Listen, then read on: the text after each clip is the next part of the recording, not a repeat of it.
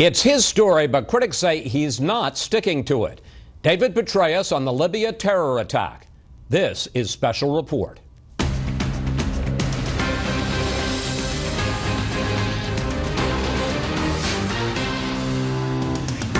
Good evening, I'm Chris Wallace in for Brett Baer. Former CIA Chief David Petraeus testified before congressional committees today in closed-door sessions.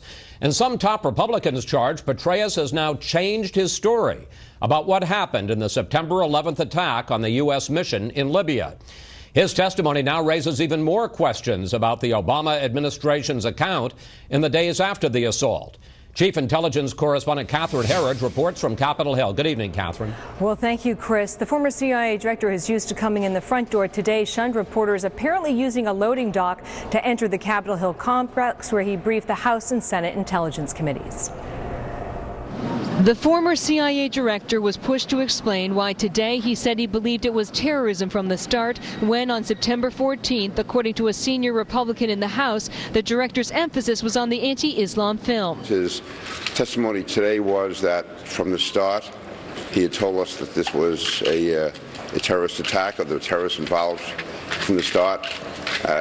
I told him my questions. I had a very different recollection of that. One Democrat said the disagreements come down to a basic issue. The more significant question was the element of planning and who was responsible. And that wasn't clear to what degree this was planned. A congressional source familiar with this week's classified testimony tells Fox News that the language in the CIA talking points right after the attack was changed from al-Qaeda-affiliated individuals to extremist organizations, which some Republican lawmakers say had the effect of minimizing the role of terrorists in the consulate attack. The initial talking points, which were put together in an unclassified format at the request of the House Intelligence Committee, initially did state that al-Qaeda-affiliated groups were involved. However, by the time we understand that went through its editing process after it left Langley, that reference was taken out. Lawmakers say the CIA talking points went through an interagency review process, including the intelligence agencies as well as state and justice departments.